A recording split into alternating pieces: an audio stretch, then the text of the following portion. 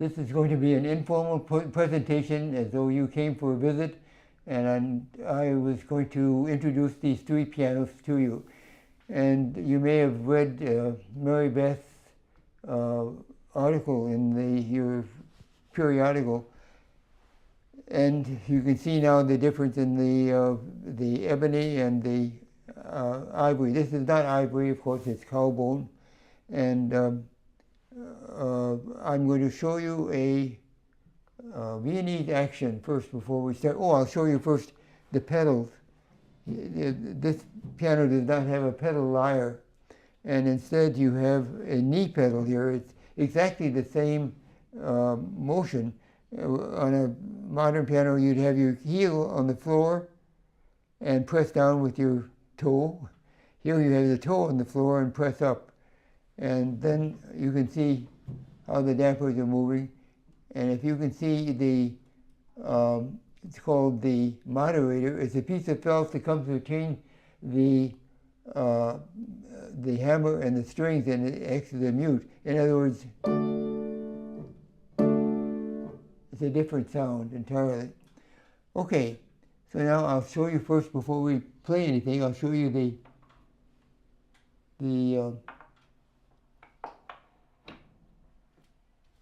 action, the Viennese action. Now, so the reason for this is you have to get these damper sticks out of the way when you want to pull the action out. And this is not the way it was done. They had what was called a breadboard that was underneath the action. You had to pull the breadboard out to get the action out. Now I'll sort of play something here in the middle.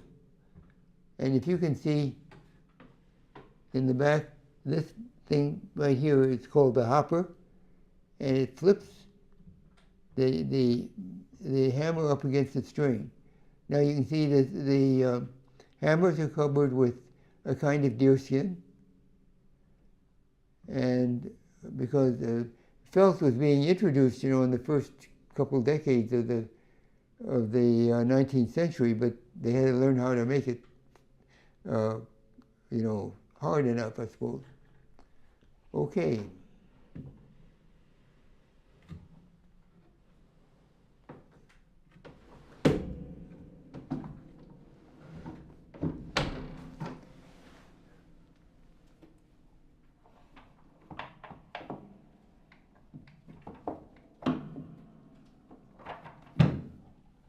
Now,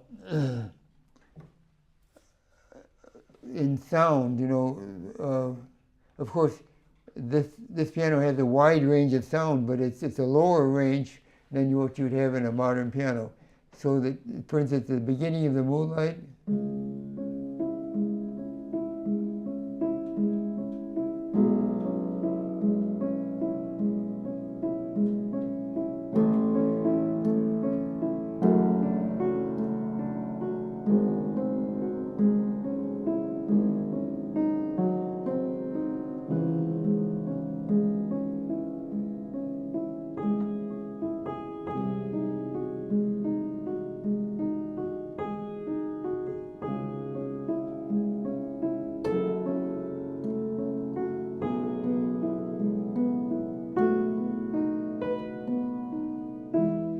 and barely changing the pedal at all, because the long pedals in Beethoven are so interesting. For instance, in this Tempest, the recitative,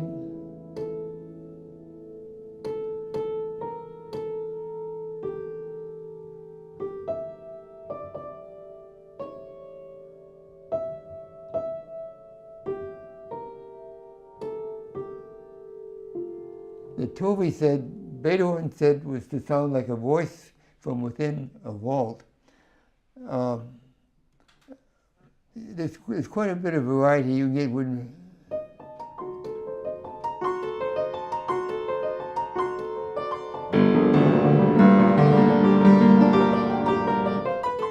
and near the end of the movement it comes back like this.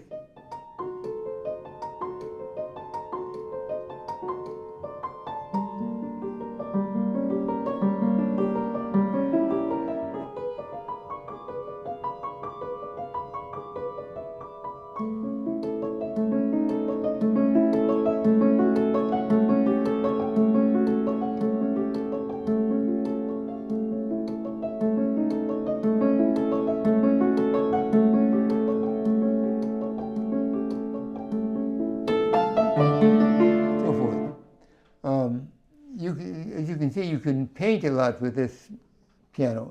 So,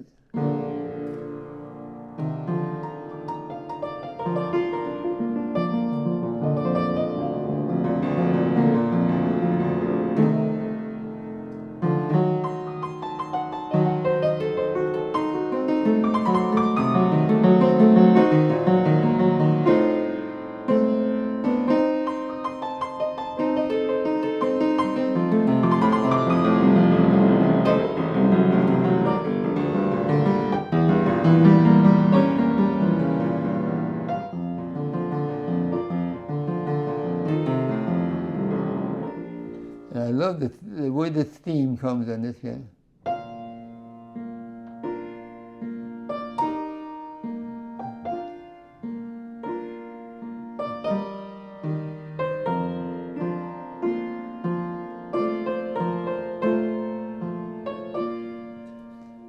Now,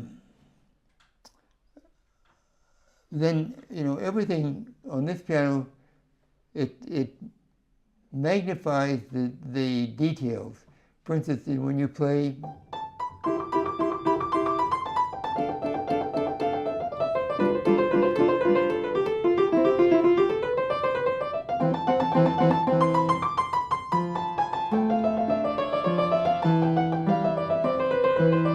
if you can tell that here I was trying, this is under a and then non-legato. Of course, you know, and another thing, you know, when you begin this sonata, just I think what sets the tempo is this, you know, the 16th. Okay. I think that's probably all I want to tell you about this piano. Of course, when you play the key, you don't feel like you do on a modern piano. You don't feel the let off. You don't feel the rub, and so. But actually, you have a great deal of control that you can do. And this piano is after Anton Walter, whose pianos were supposed to have had a bell-like sound. Well, I've got one here. And these can be made more so. That's a pretty good one. Anyway, now we'll go on to the 1806 Broadwood.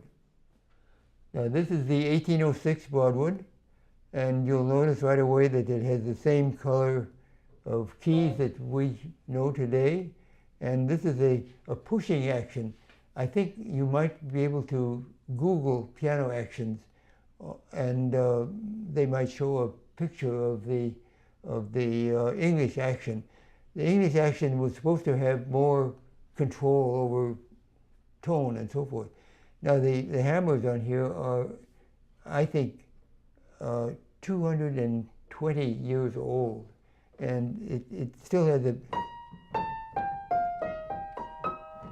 bright sound. Now it would have been bigger when it was new, when it was strung heavier. Okay, let's see what happens here.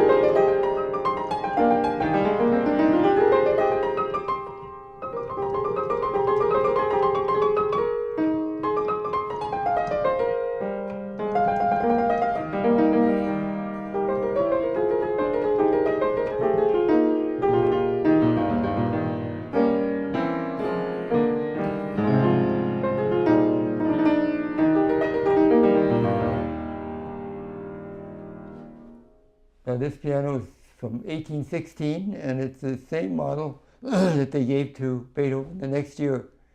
Now, the problem with all of these old pianos is that you can't string them as heavily, engaged as they were in the beginning, because it causes it pulls eventually the hitch pin rail away from the case, which is not a very good thing to have happen. And another thing, it caused a twist in the case, and that this is the cheek side. This was pulled up, Now, this piano was used a lot in the 19th century because the keys are sort of hollowed out here in sort of this range right in here. And then whoever was using it took the original leathers off and put felt on instead. And of course, when it was restored, then felt had to be taken off and leather be put back on. And this, I'll play a little bit of Schubert, which could be used on this piano, played on this piano.